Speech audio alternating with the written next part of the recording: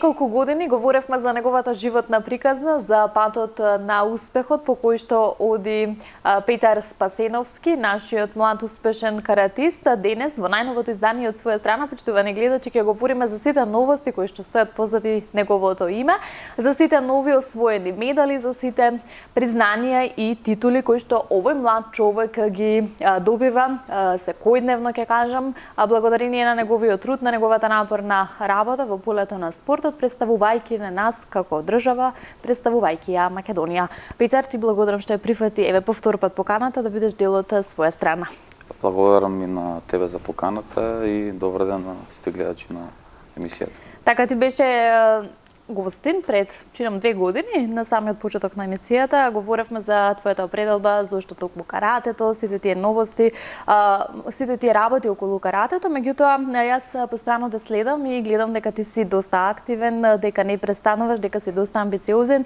И тука имам напишано во мојот концепт најуспешен каратист за 2022 во сениорска конкуренција, најуспешен спортист на град Скопје во сениорска конкуренција и бронзен медал на Европското карате првенство за сениори во Газиантеп во Република Турција. Ова се навистина значајни успеси, ова се навистина значајни титули и признанија. Што се ова значи за тебе и колку беше предизвик да се освојат сите овие признанија?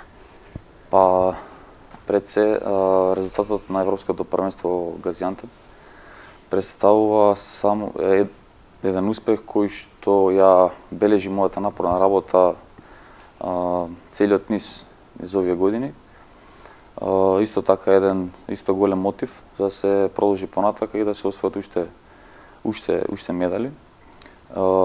Се надевам дека и на идните европски и светски првенства ќе биде сејот на медалот уште поголем и дека ќе се надевам дека ќе станам европски или светски шампион во иднина. Ти кажа, следно златото, те пречекавме овде со Зурли и Талпани, какво беше чувството да се вратиш од Турција со бронзен медал? Па добро, уште повраќањето беше една голема еуфорија. Так. Ме пречекаа најблиските и моите тимски колеги. Оние со кои што секојдневно сме макотрпно работиме во сала, кои што заеднички ми помагаат. Пред се еден успех на клубот не е пред се само мој, туку и на сите членови на карате клуб Мак Петрол, кои што си помагам и се даваме поддршката меѓу себе. Очекуваше ли медал и каква беше борбата таму? Имаше ли доста конкуренција? Дали го очекуваше медалот? Мене тоа ме интересира. Па добро, на секое првенство каде што настапуваме, мислам и спортски е да пристапиш со таков менталитет, да имаш позитивно размислување и дека ќе освоиш медал и дека ќе биде се добро и дека ќе биде успешно секој надпреварување за тебе. Така и овој пат јас влегов храбро и формата ми беше, знае дека формата ми беше добра, дека темпирана. Макотрпно и напорно извежбавме во карате клуб Мак Петрол и тоа одликуваше со медал. Дел се од карате клубот Мак Петрол, како оди таму работата, соработката со тренерите, со подмладокот, со колегите, се дружите ли меѓу себе, еве, вие по старите генерации, има ли подмладок кој што сака да учи, кој што сака да се преварува, да учествува на првенства, да. Можеби? Па пред се би ги поздравил моите тренери, тренерот Бошко Заборски, кој што е тренер на карате клуб Мак Петрол, и го води тој карате делот и цел оној дел кој што е потребен за ние да учествуваме и да одиме на големи и на европски и светски надпреварувања. Голем поздрав до него, исто така и до кондициониот тренер кој секојдневно, секое утро работи со нас, ја темпира формата, тренерот Иван Тиосалевич, голем поздрав и до него. И без овој тим на два тренери нема да биде ништо успешно како што е ова. За подмалокот веќе кога говориме, во карате клуб Мак Петрол имаме и доста млади кои што стремат и кои што успешно ја представуваат Македонија надвор на европските и светски првенства. Еве сега ни донесоа 2 бронзени медали од Европското првенство кој што се одржа во Турција во Кипар во Ларнака. Така. Тоа се Стефан Стојановиќ и Витомир Трајковски кои што го донесоа бронзениот медал. Исто така и во октомври минатата година освоија и 2 сребрени медали од светско првенство. Значи во толку време краток временски период направија еден голем успех, историски успех кој што беше одличен за нас како клуб, а и воедно и минатата година 2022 беше една историска година за Каратек клуб Макпетрол. Така ја добивте и наградата 13 ноември. Имавме награда спортски Оскар. Добре. Како најуспешна универзитетска екипа во глобала. Тоа беа членови од Карате клуб Макпетрол и Карате клуб Ботони. Исто така и на доделувањето на признанија од Карате федерацијата на Македонија добивме и за најуспешен клуб и во младинска и во сениорска конкуренција. Бевме апсолутно надовар клуб. Говорат ли овие признанија за делата на клубот? Навистина ли е така? Па убаво е кога добиваш признанија и како клуб и поединечни признанија, бидејќи тоа сликува твојата направена работа и гледаш дека некој те цени, дека тоа што го работиш уствари дека придонесува и дека вреди, дека е видено и дека е забележано. Сега што значи најуспешен вика каратист за град Скопје во сениорска конкуренција? Па да, бев еден од најуспешните каратисти на град Скопје. Тоа се должи на сениорската медалја која што освои во Газиантеп. Сите овие признанија, тоа е како највисок резултат за мене за 2022 година. Петар, дел си од репрезентацијата, карате репрезентацијата на Македонија. Што се случува таму? Каква е состојбата со репрезентацијата? Има ли нови членови можеби? Па на репрезентационо ниво. Кој ги бира луѓето таму? Па се бираме претежно сами. Имаме циклус на секој европско и светско првенство каде што имаме државно изборно првенство. Добро. Се поминува тој циклус, кој е најуспешен во секоја категорија зазема место во репрезентацијата. Нови членови, се надевам дека од младинските категории ќе излезат и нови, тоа е убаво и за нас како конкуренција и дека тоа убаво е да се има конкуренција на државните првенства, бидејќи самите меѓу себе си придонесуваме и си помагаме во одредени случаи, се буткаме за да бидеме се подобри и подобри. Така, колку тоа значи дека Македонија брои повеќе карате клубови, колку карате клубови, значи во секој град? Па претежно има, да, во секој град карате клуб. Македонија брои повеќе од 50, мислам 60 активни клубови, што за тоа е добро, голема бројка. За мала земја мислам дека е голем број. Сега во надпреварувачки дел клубовите кои што носат европски и светски медали се во помал број, бидејќи тоа е еден друг спектар на каратето каде што треба професионално да се посветиш, треба многу откажување и многу едноставно многу посветеност и многу работа. Какви откажувања? Тебе каков предизвик ти се сите овие достигнувања, од што се откажа? Па откажување од време кој што твоите врсници додека си бил помлад би требало да се откажеш од некои работи што не ги правеле, пример од излегувања, од социјалниот живот, малку се крати, бидејќи ако се посветиш на време со 2 тренинга на ден, ти си практично повеќе од 4 сати до 5 во сала. Тоа е едно работно време. И кога ќе излезеш од таа сала, нормално е да тренингот да биде ефикасен и нормално е дека ти треба да одмориш.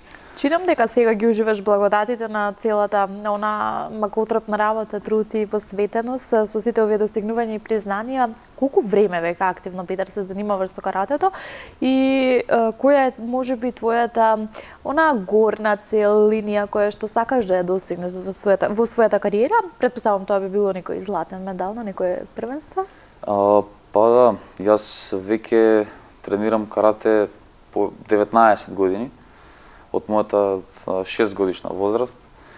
Врвна цел во каратето, па секако дека е златен медал некој на европско или светско првенство, да се освои европски или светски трон.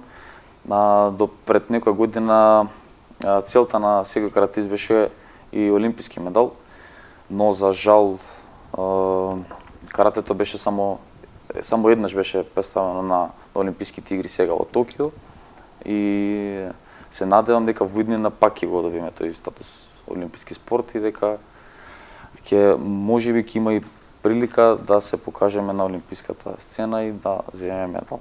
Колку држава да вложува во карате спортот, во конкретно општо, можеби во младите во спортот? Па вложува, мислам. Доволни ли се само овие признанија кои што ги доделува државата или потребно е малку да се подобри таа состојба? Колку агенцијата за млади спорт тука е вклучена? Па агенцијата за млади спорт ја дава помошта преку освоените медали резултатски и со додавањето на стипендии од меѓународна светска категорија. Исто тука и помош кон клубовите и кон надпреварачите, ваучер системот кој што е воведен пред неколку години. Тоа е таа помош, но каратето како спорт во минатите години и покажува дека имаме добри репрезентативци што носеле многу медали од европски и светски првенства и дека имаме потенцијал. Имаме покажано дека имаме потенцијал. Со тоа би требало државата да обрне внимание на кои се спортовите што носат успеси во нашата држава и со тоа да има малце поголема концентрација према тие спортови. Да помогне и се надевам дека ние со мала помош сме покажале дека може да има големи резултати. Тоа би требало значи дека и со поголеми вложувања да се донесат и уште поголеми медали. Дали се гледаш како иден тренер, можеби? Па уште не сум размислувал за тоа. Не? Да, уште сум во надпреварувачки води, така во екот на кариерата. Текот на времето ќе покаже. Би бил убаво, се надевам дека цели овие 19 години, која е твојата најголема поддршка, а кој е твојот ветер по грб за сево на што го правиш? Па, најголема поддршка се моите дома, најблиските, мојата фамилија, кои што секогаш ме поддржувало да се бавам со спорт. И кога би имало тешки моменти како дете кога сум дали да се продолжи или дали не? Да се продолжи не, секогаш биле позитивно настроени према спортот и секогаш ми давале поддршка да се бавам со она што го сакам од мал. Покрај нив исто така и карате клуб Мак Петрол кој веќе ми овозможува да тренирам. Напорни ли се тренинзите, ми беше прашањето на неделно ниво, еве колку пати се? Напорни се, ние вежбаме по 10 пати на неделно ниво, сабајле вечер, секој ден. Некогаш и сабота, кога имаме